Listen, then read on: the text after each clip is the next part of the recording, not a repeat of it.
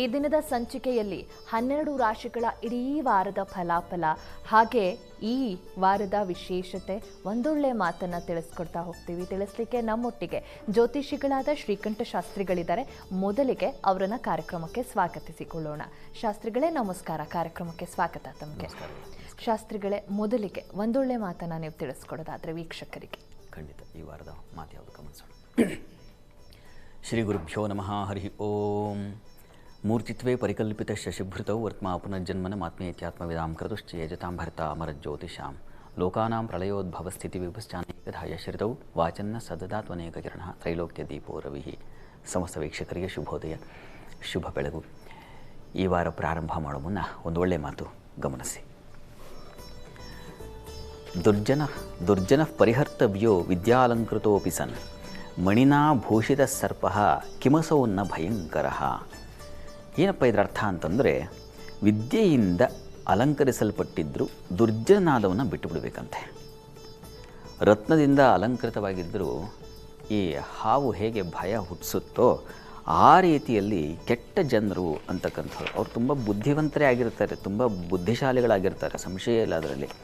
ಆದರೆ ಬುದ್ಧಿವಂತರಾದಷ್ಟು ಮನುಷ್ಯ ದುಷ್ಟ ಆಗ್ತಾ ಹೋಗ್ತಾನೆ ಅನ್ನೋದನ್ನು ಈ ಸುಭಾಷಿತ ಹೇಳುತ್ತೆ. ಅಲ್ಲಿ ಪಾಂಡಿತ್ಯ ಪ್ರಯೋಜನ ಏನು ಅಂತ ಒಂದು ಸಲ ವಿದ್ವಾನ್ ರಂಗನಾಥ ಶರ್ಮರು ಡಿ ವಿ ಜಿಯವರನ್ನ ಕೇಳಿದ್ರಂತೆ. ಪಾಂಡಿತ್ಯ ಪ್ರಯೋಜನ ಏನು ಅಂತಂದರೆ, ಜನರಿಗೆ ಒಳಿತನ್ನು ಮಾಡುವುದು, ಜನರಿಗೆ ಒಳ್ಳೆಯದನ್ನು ಮಾಡ್ತಕ್ಕಂಥದ್ದು ಪಾಂಡಿತ್ಯ ಪ್ರಯೋಜನ. ಆದರೆ ಇದೇನಾಗಿದೆ, ತುಂಬ ಬುದ್ಧಿವಂತಿಕೆ ಬರುತ್ತೆ ನಮಗೆ. 10 ಜನ ಯೋಚನೆ ಮಾಡೋದು, ಯಾಕೆ ಶತಶಿರನು ಅಂತ ಹೇಳ್ತಾರಲ್ಲ ಡಿ ವಿ ಜಿಯವರೇ, 100 ಜನರ ಯೋಚನೆ. ಅವನು ರಾವಣನಾದರೂ 10 ತಲೆ ಅಷ್ಟೇ ಅವನಿಗೆ. ನರ ಇದಾನಲ್ಲ ಇವನು ಶತಶಿರನು, 100 ತಲೆ ಇದೆಯಪ್ಪ ಇವನಿಗೆ ಅಂತ. ಹೀಗೆ ಬೇಡದ ಆಲೋಚನೆಗಳು ಒಬ್ಬರನ್ನು ಹೇಗೆ ಕೆಳಗೆ ತಳ್ಳಬೇಕು, ಅವರಿಗೆ ಹೇಗೆ ತೊಂದರೆ ಮಾಡಬಹುದು, ಬಂಧುಗಳಿಂದ ಹಿಡಿದು ಆ ಕಚೇರಿಗಳಲ್ಲಿ ಸಹೋದ್ಯೋಗಿಗಳಿಂದ ಹಿಡಿದು ಇನ್ಯಾವುದೋ ಜನನಾಯಕತ್ವ ಇದ್ದರೆ, ರಾಜಕಾರಣ ಇದ್ದರೆ ಅಲ್ಲಂತೂ ಕೇಳಲೇಬೇಕಾಗಿಲ್ಲ. ಅವರವರ ಬುದ್ಧಿವಂತಿಕೆಯನ್ನು ಹೇಗೆ ಅವನು ಇನ್ನೊಬ್ಬನ ನಮ್ಮ ಪಕ್ಕದಲ್ಲಿರ್ತಕ್ಕಂಥವನ್ನ ಸರಿಸಮನಾದಂಥವನ್ನ ಕೆಳಗಿಳಿಸೋದು, ಹಾಳು ಮಾಡೋದು, ಈ ರೀತಿಯಲ್ಲಿ ಆಲೋಚನೆಗಳು ಬಂದುಬಿಡುತ್ತೆ. ಕಷ್ಟ ತುಂಬ. ಒಳ್ಳೆಯವರಾಗಿರೋದು ಮತ್ತು ಬುದ್ಧಿವಂತಿಕೆ ಇರೋದು, ಇದು ಪ್ರಾಮಾಣಿಕತೆ ತುಂಬ ಬೇಕಾಗುತ್ತೆ. ಬುದ್ಧಿ ವಿಶ್ವೇಶ್ವರನವರು, ಡಿ ವಿ ಜಿ ಅಂಥವರು, ಅವರನ್ನು ಅನುಸರಿಸ್ತಾ ಇರತಕ್ಕಂತಹ ಈಗಿರ್ತಕ್ಕಂತಹ ಗೋಖಲೆ ಸಾರ್ವಜನಿಕ ಸಂಸ್ಥೆಯನ್ನು ನನಗೆ ಯಾವಾಗಲೂ ನೆನಪಾಗುತ್ತೆ. ಒಂದು ಶುದ್ಧತೆ, ನಿಜವಾಗಿ ಪ್ರಾಮಾಣಿಕತನ ಅಂತ ಏನಿದೆ ಅದು ಅಲ್ಲಿ ಕಾಣಲಿಕ್ಕೆ ಅವಕಾಶ ಇದೆ. ಅಂಥದ್ದು ವಿಸ್ತರಿಸಬೇಕು, ಜಗದ್ವ್ಯಾಪಕವಾಗಬೇಕು. ಆಗ ಏನಾಗುತ್ತೆ, ಸಮಾಜ ನಿಜವಾಗ್ಲೂ ಸ್ವಾಸ್ಥ್ಯವಾಗುತ್ತೆ. ಇಲ್ಲಾಂದರೆ ದುಷ್ಟರು ಈಗ ಚೆನ್ನಾಗಿ ಒಳ್ಳೆ ಓದ್ಕೊಂಡಿರ್ತಾರೆ, ತಲೆ ಪ್ರಚಂಡವಾದ ಬುದ್ಧಿವಂತಿಕೆ ಇರುತ್ತೆ, ಆದರೆ ಕೆಟ್ಟ ಆಲೋಚನೆಗಳಿರುತ್ತೆ. ಇದು ಇಂಥ ಇದ್ದರೆ ಅದರಿಂದ ದೂರ ಇದ್ದುಬಿಡಿ ಅಂತ. ಅದು ಅಧಿಕಾರದ ಲೆವೆಲಲ್ಲಿರಬಹುದು, ಹಣದ ಲೆವೆಲಲ್ಲಿರಬಹುದು, ವಿದ್ಯಾರ್ಥಿಗಳ ಲೆವೆಲ್, ಹೀಗೆ ಅದು ಸ್ತರಗಳು ಬೇರೆ ಬೇರೆ ರೀತಿಯಲ್ಲಿದೆ. ಅಲ್ಲೆಲ್ಲ ಬುದ್ಧಿವಂತಿಕೆ, ತುಂಬ ಚೆನ್ನಾಗಿ ಓದ್ಕೊಂಡು ಒಂದು ಲಾಯರ್ ಆಗಿಬಿಟ್ಟು ಎಲ್ಲ ಕೆಟ್ಟದ್ದನ್ನೇ ಅವನು ಸಾಬೀತು ಮಾಡ್ತೀನಿ ಅಂತ ನಿಂತ್ಕೊಂಡ್ಬಿಟ್ರೆ ಏನಾಗುತ್ತೆ? ಒಬ್ಬ ಒಳ್ಳೆಯ ಅಧಿಕಾರಿ ಅವನ ಸಂಸ್ಥೆಯನ್ನು ಕೊಟ್ಟು ಅದನ್ನು ಏನಕ್ಕೆ ಬೇಡವೋ ಅದನ್ನು ವೈಟ್ ಕಾಲರ್ ಜಾಬ್ ಅಂತ ಇದೆ, ಹೀಗೆ ಆಗಬಾರ್ದು ಅನ್ನೋದನ್ನು ಸುಭಾಷಿತ ಹೇಳ್ತಾ ಇದೆ. ಅಂಥದ್ದು ಏನಾದರೂ ಗಮನಿಸೋದ್ರಿಂದ ದೂರ ಇರಬೇಕು ಅಂತ. ಕಾಯ ವಾಚ ಮನಸ್ಸು, ಅದು ಮನಸ್ಸಿಗೆ ನಾವು ತಗೊಂಡು ಒಂದು ಶುದ್ಧ ಒಳ್ಳೆಯ ಸಾತ್ವಿಕ ವಾತಾವರಣ, ಒಬ್ಬರು ನಾವು ಅಂತ ಅಂದ್ಕೊಂಡ್ರೆ ನಮ್ಮಿಂದ ಒಬ್ಬರಾದರೂ ಆಗ್ತಾರೆ. ತನ್ಮೂಲಕ ನಿಧಾನ, ಯಾವುದೂ 2 ನಿಮಿಷದಲ್ಲಿ ಬದಲಾಗ್ಬಿಡಲ್ಲ, 2 ದಿನದಲ್ಲಿ ಬದಲಾಗಲ್ಲ, ಕ್ರಮೇಣ ಬದಲಾಗ್ತಾ ಹೋಗುತ್ತೆ. ಹೀಗಾಗಿ ಬುದ್ಧಿವಂತರಿರೋದು, ದುರ್ಜನ ಆಗಿದ್ದಾನೆ ಅಂತಂದರೆ ಅವರಿಂದ ದೂರ ಇರೋದು ಒಳ್ಳೆಯದು ಅನ್ನೋದು ಸುಭಾಷಿತ. ಇದು ಈ ವಾರದ ಮಾತು.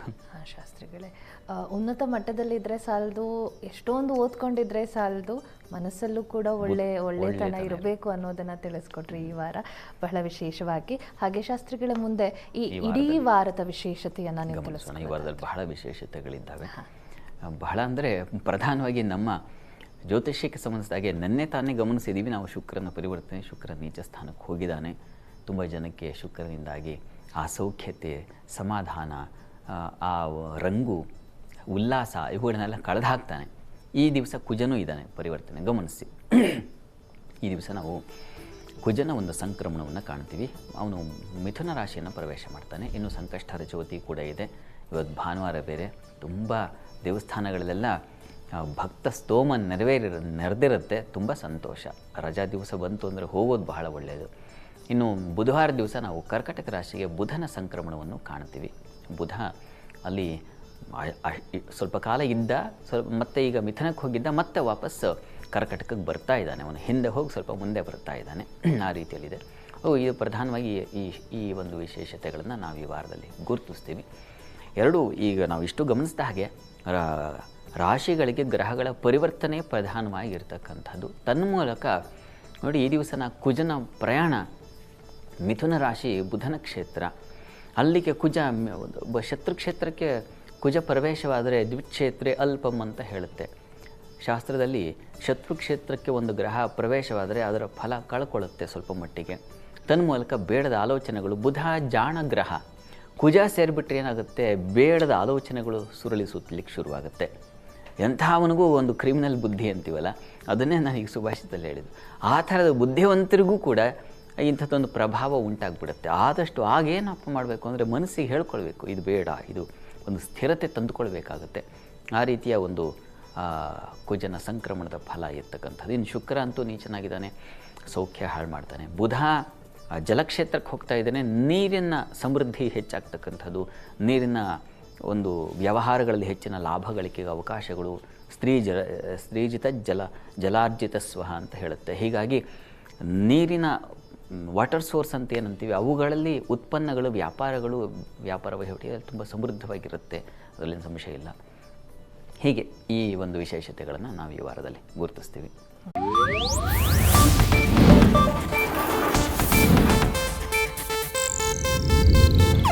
ಇದು ಏಷ್ಯಾನೆಟ್ ನ್ಯೂಸ್ ನೆಟ್ವರ್ಕ್ ಪ್ರಸ್ತುತಿ.